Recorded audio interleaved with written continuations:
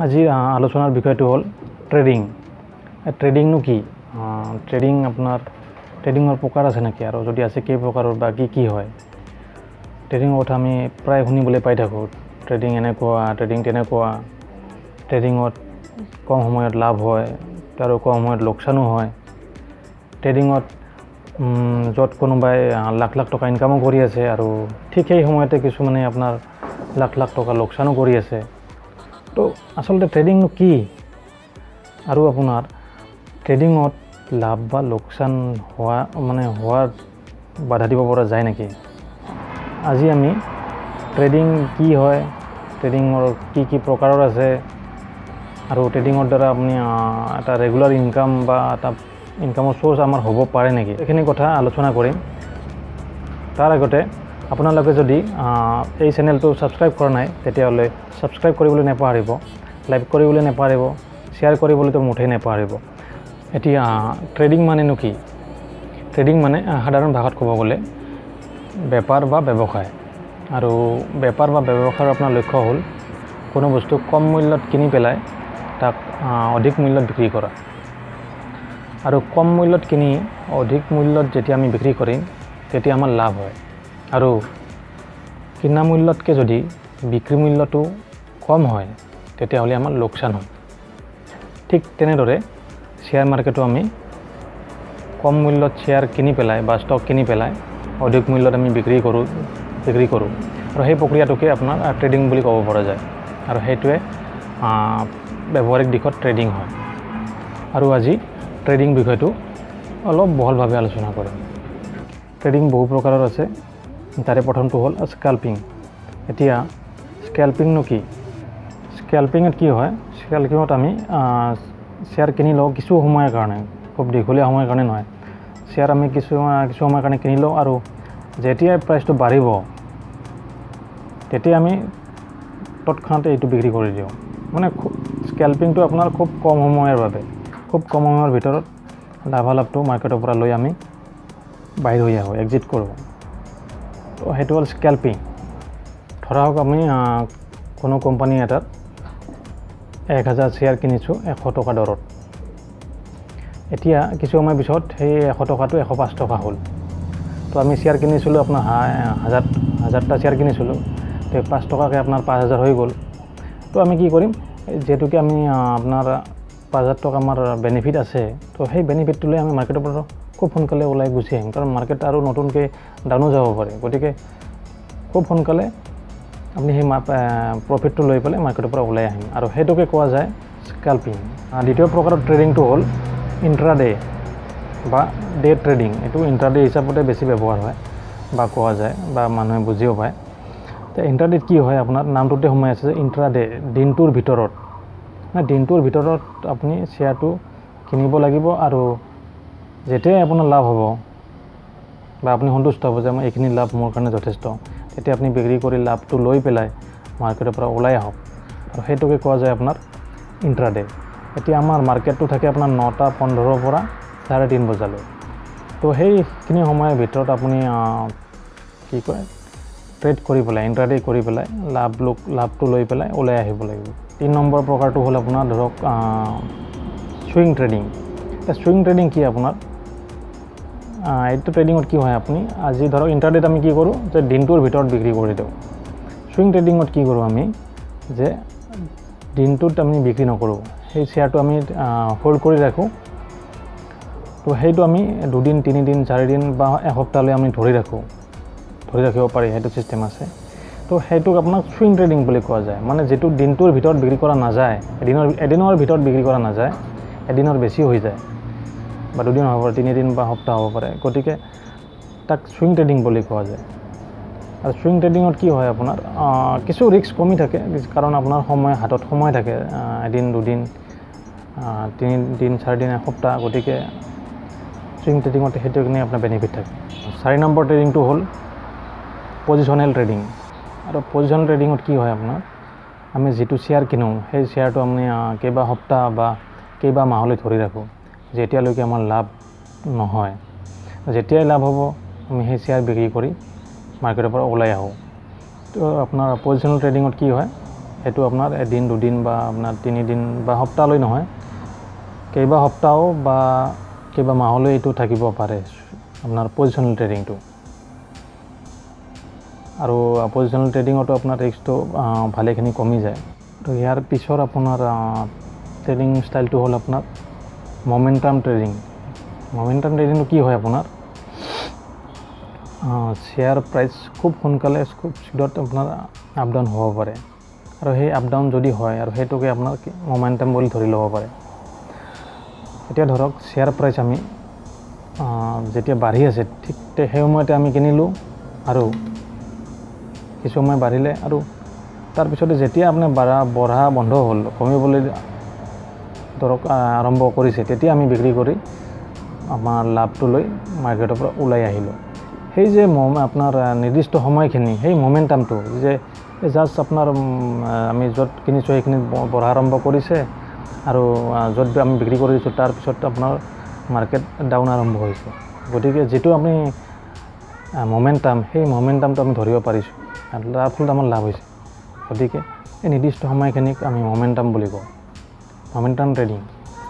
বিভিন্ন কাৰণত মমেণ্টাম আহিব পাৰে। কোম্পানীৰ পজিটিভ নিউজ বা নিগেটিভ নিউজ, বা কোম্পানী বা শ্বেয়াৰটো যদি কিবা ইভেণ্ট থাকে, তেতিয়াহ'লে এটা মমেণ্টাম আমি দেখিব পাব পাৰোঁ। সেই মমেণ্টামটো আপোনাৰ পজিটিভো হ'ব পাৰে, নিগেটিভো হ'ব পাৰে। বা পজিটিভ বা নিগেটিভৰ অৰ্থ এইখিনিয়ে যে হয়তো পজিটিভ হ'লে এইখিনি হ'ব যে মাৰ্কেট ওপৰত যাব, নিগেটিভ আপোনাৰ যদি মমেণ্টাম হয় তেতিয়াহ'লে মাৰ্কেট তললৈ আহিব। আৰু দুয়োটা অৱস্থাতে আমি প্ৰফিট কৰিব পাৰোঁ। এই যে নিৰ্দিষ্ট সময়খিনি বা এই নিৰ্দিষ্ট মমেণ্টামটো আমি ধৰিব পাৰিব লাগিব, আৰু তেতিয়া ধৰিব পাৰিলে আমি প্ৰফিট কৰিব পাৰিম, আৰু প্ৰফিট হৈ পেলাই মাৰ্কেটৰ পৰা ওলাই আহিব পাৰিম। আৰু থুলমূল কৰি আপোনাৰ মমেণ্টাম এইখিনিয়ে। এতিয়া সকলোৱে জানিব বিচৰা এটা প্ৰশ্ন যে ট্ৰেডিঙৰ পৰা আমি ৰেগুলাৰ এটা ইনকাম কৰিব পাৰোঁ নেকি, বা ট্ৰেডিংটো এটা কেৰিয়াৰ হিচাপত ল'ব পাৰোঁ নেকি, বা আমাৰ মোটামুটি অলপ ইনকাম এটা যাৰ দ্বাৰা মোটামুটি আমি চলিব পাৰোঁ, তেনেকুৱা এটা কিবা ইনকাম হ'ব পাৰে নেকি? উত্তৰটো হ'ল পাৰে, নিশ্চয় পাৰে। কিন্তু ট্ৰেডিঙত কি হয়, আপুনি টেকনিকেলি আপুনি বহুত চাউণ্ড হ'ব লাগিব, যে টেকনিকেল আপোনাৰ নলেজ খুব লাগিব। আপুনি প্ৰতিটো খুঁটি নাটি সম্পূৰ্ণৰূপে জানিব লাগিব, প্ৰতিটো দিশৰ ওপৰত আপুনি গুৰুত্ব দিব লাগিব। ট্ৰেডিঙৰ দ্বাৰা ৰেগুলাৰ ইনকাম কৰা সহজ নে? সহজ নহয়, কাৰণ আপোনাৰ শ্বেয়াৰ মাৰ্কেট সদায় ৰিস্কি হয়। আপুনি ইনভেষ্টিঙে কৰক বা ট্ৰেডিঙে কৰক, সদায় ৰিস্ক থাকি যায়। কিন্তু এটা কথা যে পৃথিৱীত এনেকুৱা কোনো কামেই নাই য'ত ৰিস্ক নাই। সেইটো হিচাপত চাব গ'লে বিশেষ এটা ডাঙৰ কথা নহয়, কাৰণ সকলো বস্তুতে ৰিস্ক আছে। ট্ৰেডিঙত সফল হ'বলৈ কেইটামান কথাৰ ওপৰত আমি মন দিব লাগিব। Number 1, technical analysis. তো আমি যিকোনো শ্বেয়াৰেই হওক বা আমি যদি ট্ৰেডিঙতো এণ্ট্ৰি কৰিছোঁ, তেতিয়াহ'লে আমি টেকনিকেল এনালাইচিছ কৰিব জানিব লাগিব। এটা টেকনিকেল পইণ্ট আমি নিখুঁতভাৱে জানিব লাগিব, আৰু তাক নিখুঁতভাৱে প্ৰয়োগ কৰিব পাৰিব লাগিব, তেতিয়াহে আমি কিবা এটা আশা কৰিব পাৰোঁ। আৰু ইনভেষ্টিঙৰ তুলনাত ট্ৰেডিঙত বহুত বেছি টেকনিকেল এনালাইচিছৰ প্ৰয়োজন হয়, আৰু টেকনিকেলি বহুত চাউণ্ড হ'ব লাগে, টেকনিকেলি আপুনি বহুত জানিব লাগে। কাৰণ ইয়াত ধৰক খুব কম সময়ত আপোনাৰ লাভ বা লোকচান হৈ যাব। গতিকে আপুনি সঠিকভাৱে একদম মাইনুট পইণ্টবিলাক জানিব লাগিব। 2 নম্বৰ পইণ্টটো হ'ল আপোনাৰ ইনভেষ্টৰ। মানে ষ্টাৰ্টিঙত আপুনি ট্ৰেডিং কৰিব নোৱাৰে, যদিহে আপুনি জাষ্ট বিগিনাৰ আৰম্ভ কৰিছে শ্বেয়াৰ মাৰ্কেটত, তো আপুনি ট্ৰেডিং কৰিব নোৱাৰে। প্ৰথমতে ইনভেষ্টিং কৰাটো ভাল, কাৰণ ট্ৰেডিঙৰ কাৰণে যিটো এই অলপ আগতে যিটো কৈ আহিছোঁ, টেকনিকেল নলেজ যিটো দৰকাৰ, সেইটো আপোনাৰ নাথাকে, বা সেইটো এদিনতে অহা বস্তু নহয়, গতিকে সময় লাগিব তাৰ কাৰণে। গতিকে ষ্টাৰ্টিঙত আপুনি ইনভেষ্ট কৰক, লাহে লাহে আপুনি সময় যাব, 6 মাহ যাব, এবছৰ যাব, আপুনি শিকি থাকিব, টেকনিকেল পইণ্টবিলাক জানি থাকিব, মাৰ্কেট বিহেভিয়াৰ জানি থাকিব। তাৰপিছত আপুনি লাহে লাহে ট্ৰেডিং ষ্টাৰ্ট কৰিব পাৰে, তাকো খুব সাৱধানে। নাম্বাৰ 3টো হ'ল এণ্ট্ৰি এণ্ড এক্সিট। এণ্ট্ৰি আৰু এক্সিট ট্ৰেডিঙত খুব গুৰুত্বপূৰ্ণ। প্ৰপাৰ টাইমত আপুনি এণ্ট্ৰি আৰু প্ৰপাৰ টাইমত এক্সিট কৰিব পাৰিলেহে আপোনাৰ লাভটো থাকি যায়। কিন্তু এটা কথা যে একদম একুৰেট এণ্ট্ৰি আৰু এক্সিট কোনেও কৰিব নোৱাৰে, কিন্তু একো ৰেটৰ ওচৰা-ওচৰি এণ্ট্ৰি আৰু এক্সিট কৰিব পাৰিলেও আমি লাভান্বিত হ'ব পাৰোঁ বা লাভটো আমাৰ থাকি যায়। তো আৰু সেই যে প্ৰপাৰ টাইমত আপুনি এণ্ট্ৰি আৰু এক্সিট আপুনি সেইটো আপোনাৰ এক্সপিৰিয়েঞ্চ যিমানে গৈ থাকিব, মাৰ্কেট বিহেভিয়াৰ যেতিয়া আপুনি বুজি পাব, তেতিয়া আপুনি সঠিক সময়ত এণ্ট্ৰি আৰু এক্সিট কৰিব পাৰিব আৰু তেতিয়া আপোনাৰ লাভটোও থাকি যাব। 4 নম্বৰতে হ'ল আপোনাৰ চাইক'লজি বা মানসিকতা। আৰু মোৰ হিচাপত এই চাইক'লজিটোৱে আপোনাৰ চবতকৈ বেছি গুৰুত্ব দিব লগা বিষয়, কিয়নো চাইক'লজিৰ কাৰণে সকলোৰে মেক্সিমামৰ লোকচান হয়। কাৰণ ট্ৰেডিঙত যিসকলে আছে গম পাব যে লাভ সকলোৰে হয়, কিন্তু লাভটো ধৰি ৰাখিব নোৱাৰে। কাৰণ চাইক'লজি বা মানসিকতাৰ আপোনাৰ যি আপোনাৰ চিন্তাধাৰা, সেইটোৰ কাৰণে আপোনাৰ প্ৰব্লেমটো হৈ যায়।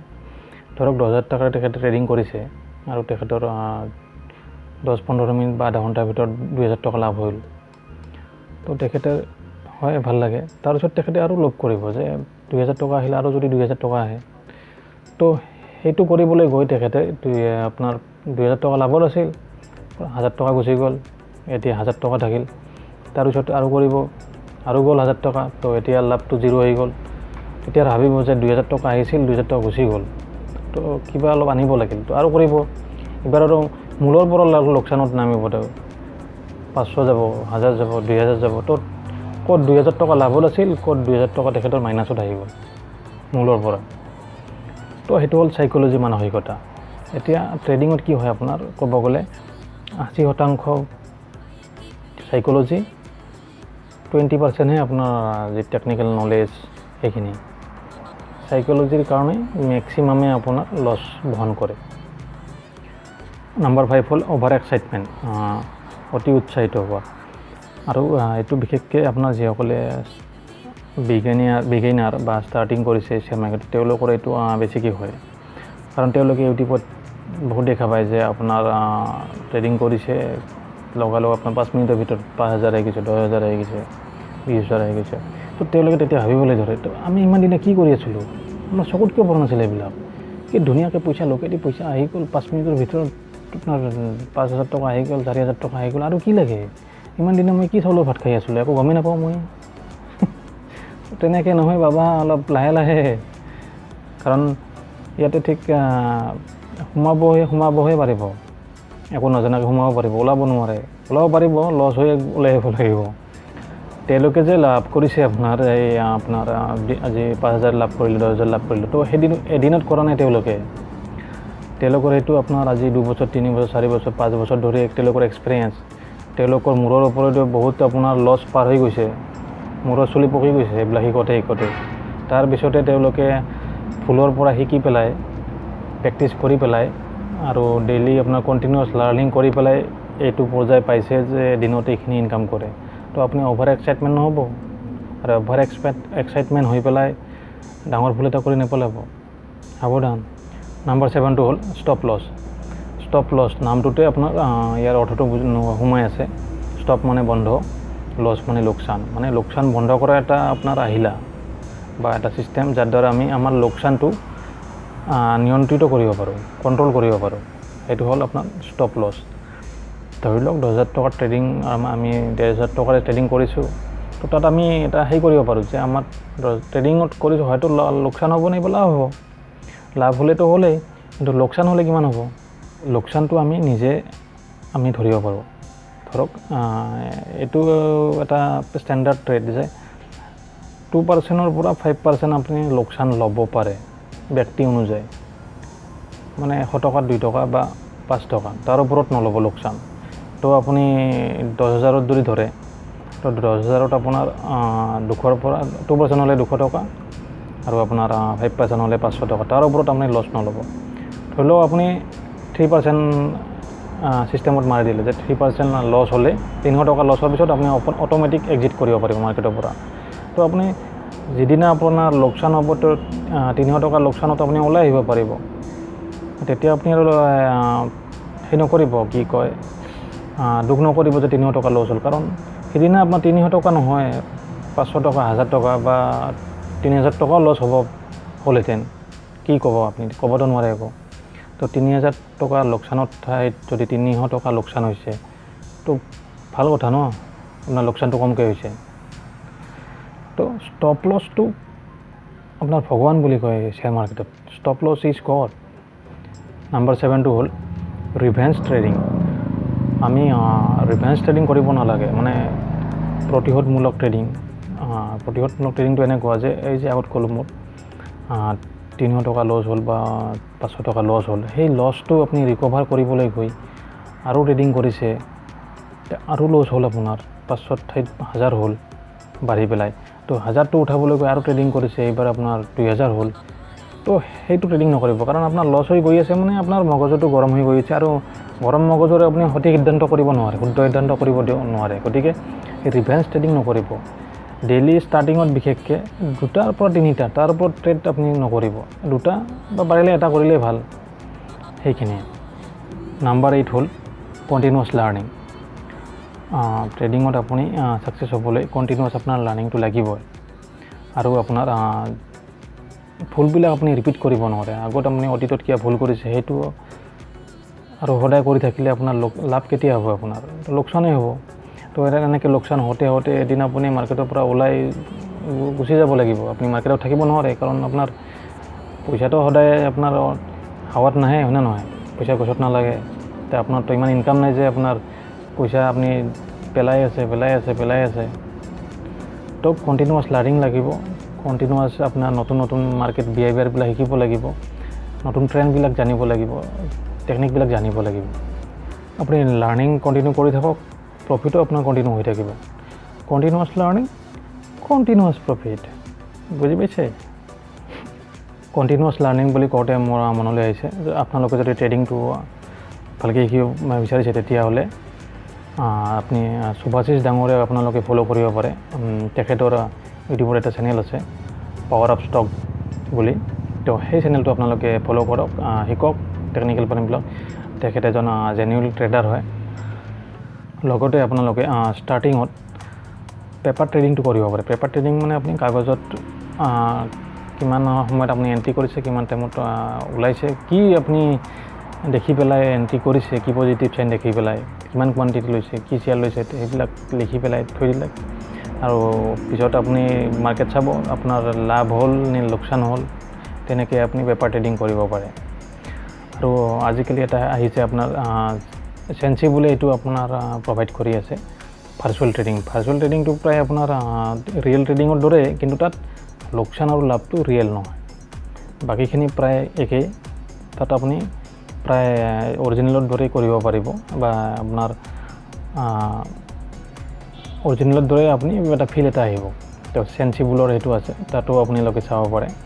ষ্টাৰ্টিঙত একদম ডাইৰেক্ট নকৰি আপোনালোকে পেপাৰ ট্ৰেডিং প্লাছ ভাৰ্চুৱেল ট্ৰেডিংটো কৰি আপোনালোকে প্ৰেক্টিছ আৰম্ভ কৰিব পাৰে। ভিডিঅ'টো সাৰমৰ্ম মই বহীত লিখি লৈছোঁ, পইণ্টটো আছে আপোনালোকক কৈ যাম। এইকেইটা গুৰুত্ব দিব লগা কথা। নাম্বাৰ 1, মাৰ্কেট বিহেভিয়াৰ আমি জানিব লাগিব। নাম্বাৰ 2, ট্ৰেডিঙৰ এটা ছেটআপ বা প্লেন লাগিব আমাক। নাম্বাৰ 3, টেকনিকেল পইণ্ট নলেজটো লাগিব। নাম্বাৰ 4, ষ্টপ লছ ব্যৱহাৰ কৰিব লাগিব। ষ্টপ লছ কৈছোঁ যে মই, খুব ইম্পৰ্টেণ্ট কথা। নাম্বাৰ 5, ষ্টাৰ্টিঙত ট্ৰেডিং নহয়, ইনভেষ্টিংহে, ইম্পৰ্টেণ্ট কথা। নাম্বাৰ 6, ডেইলি 2টা বা 3টা ট্ৰেড, পাৰিলে এটা থকাটো বেছি ভাল। আৰু লোকচানটো আমি কিমান ল'ম? 2ৰ পৰা 3%, 2 to 5%, তাৰ ওপৰত নহয়। নাম্বাৰ 7, সাইকোলজি মানসিকতা। তো সাইকোলজি মানসিকতা আমি নিজক কণ্ট্ৰল কৰিব লাগিব, আৱেগিক হৈ আমি ট্ৰেড কৰিব নোৱাৰোঁ। নাম্বাৰ 8, কণ্টিনিউৱাছ লাৰ্ণিং, সদায় নতুন কথা শিকিব লাগিব আৰু সেইবিলাক ইমপ্লিমেণ্ট কৰিব লাগিব। নাম্বাৰ 9, ট্ৰেডিং আৰম্ভণিত আমি কি কৰিব লাগিব? পেপাৰ ট্ৰেড নাইবা ভাৰ্চুৱেল ট্ৰেড কৰিম, অৰিজিনেল ট্ৰেড নকৰোঁ, মনত ৰাখিব। Number 10, market up to date. মাৰ্কেটৰ আপ টু ডেট নলেজ আমাক লাগিব, কাৰণ মাৰ্কেটৰ বিহেভিয়াৰ চেঞ্জ হৈ থাকে, ষ্ট্ৰেটেজি চেঞ্জ হৈ থাকে, গতিকে মাৰ্কেট আপ টু ডেট থাকিব লাগিব। থুলমূলকৈ ট্ৰেডিঙৰ বিষয়ে এইখিনিয়ে। ভিডিঅ'টো কেনেকুৱা লাগিছে আপোনালোকে কমেণ্টত জনাওক। লগতে অন্য কিবা যদি ভিডিঅ' বিচাৰিছে সেইখিনিও জনাওক, মই ভিডিঅ' বনাবলৈ চেষ্টা কৰিম। বন্ধুসকল, আৰু এটা কথা যে যদি আপোনালোকে চেনেলটো ছাবস্ক্ৰাইব কৰা নাই, তেতিয়াহ'লে ছাবস্ক্ৰাইব কৰি দিয়ক। Thank U.